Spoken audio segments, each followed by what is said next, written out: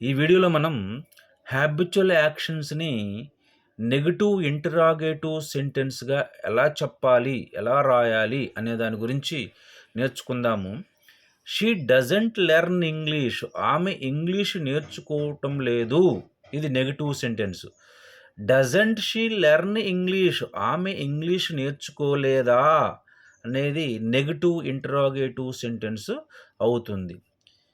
ఇక్కడ she doesn't learn ఇంగ్లీష్‌లోని డజంట్‌ని ఈ sentence ముందుకు తీసుకొచ్చి రాస్తే అది నెగెటివ్ ఇంటరాగేటివ్ సెంటెన్స్‌గా మారుతుంది. డజంట్ షీ లెర్న్ ఇంగ్లీష్‌గా మారుతుంది.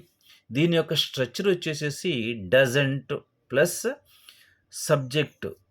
Subject he, she, it, Rama, Sita లాంటివి వచ్చినప్పుడు మాత్రమే డజంట్‌ని ఇక్కడ ఉపయోగించాల్సి ఉంటుంది.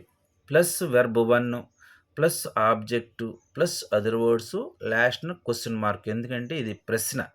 ఇంటరాగేటివ్ సెంటెన్స్ అంటేనే ప్రశ్న. నెగెటివ్ ఇంటరాగేటివ్ సెంటెన్స్ కాబట్టి ఇక్కడ క్వెషన్ మార్క్ ఉపయోగించాలి. సెంటెన్స్ మొదట్లో doesn't, he, she, it, Rama. Next ఈ సబ్జెక్ట్ వస్తుంది. He, she, it, Rama, Sita లాంటివి. నెక్స్ట్ V1 అంటే టేక్, సీ, డ్రైవ్, గో ఇలాంటివన్నీ కూడా ఇక్కడ వెర్బ్ 1 అంటే present form of the verb వస్తుందన్నమాట. కొన్ని ఎగ్జాంపుల్స్ని చూద్దాము. Doesn't she play cricket. ఆమె క్రికెట్ ఆడలేదా? Doesn't he watch news on TV. అతను టీవీలో వార్తలు చూడడా? ఇవి నెగెటివ్ ఇంటరాగేటివ్ సెంటెన్స్గా మనం ఎగ్జాంపుల్గా చెప్పుకోవచ్చు. మరికొన్ని వెర్బల్ని తీసుకుని మీరు ప్రాక్టీస్ చేస్తే దీని గురించి పూర్తిగా అవగాహన వస్తుంది.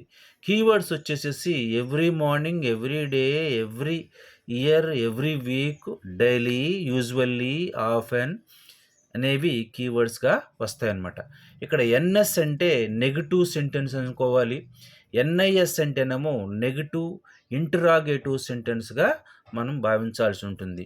ఒకసారి ఫార్ములా చూస్తే doesn't plus subject he, she, it, Rama, సీతలు సబ్జెక్టుకు వచ్చినప్పుడు మాత్రమే డజంట్ని ఉపయోగించాల్సి ఉంటుంది. Plus V1 plus object plus other words. Thank you for watching this video.